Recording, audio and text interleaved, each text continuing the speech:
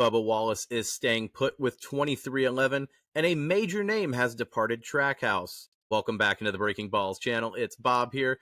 We're just a few days away from the NASCAR round of 16 concluding at Bristol this weekend.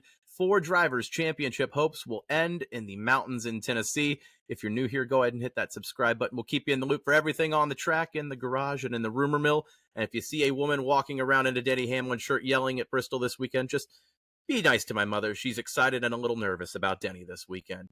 But if you're new here, like I said, we will keep you in the loop for everything NASCAR related. Today, it was announced that Bubba Wallace will be back with 2311 after he signed a multi-year extension to be part of that 23 car's future. 2311 released a statement on social media. From day one, Bubba has been an integral part of 2311. We're excited to announce that he has signed a multi-year renewal and will continue to play a key role in helping 2311 grow and succeed. #forward together.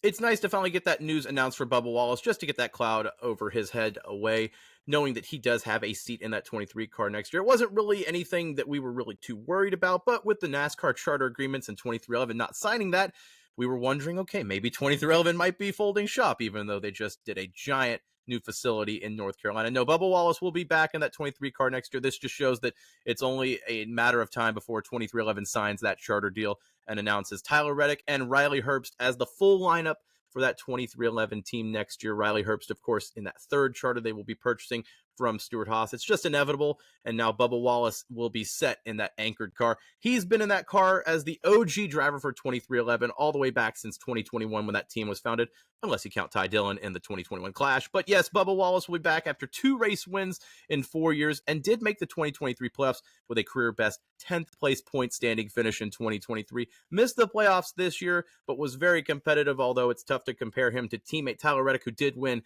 the 2023 regular season championship. But it's good to see Bubba Wallace back in that 23 car for a multi-year extension. Brings a lot of notable sponsorship and is a great ambassador for both 2311 and NASCAR as a whole. On the other end of the spectrum, though, it was announced that Trackhouse executive Ty Norris has left the team amicably, effective immediately.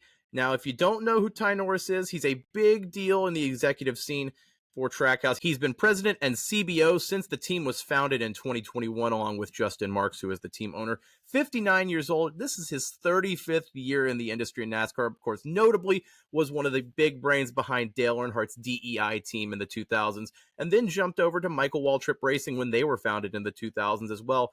I do think that Ty Norris was a big part of how Trackhouse established themselves those first couple years, showing a lot of great speed when a lot of people didn't expect it. But it was time for fresh blood.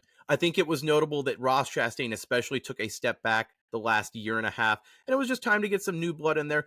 I don't think it was all Ty Norris's fault. I think a lot of it is attributed to Chevy and the ECR engines. Just they've been stagnant this year compared to their counterparts at Toyota and Ford.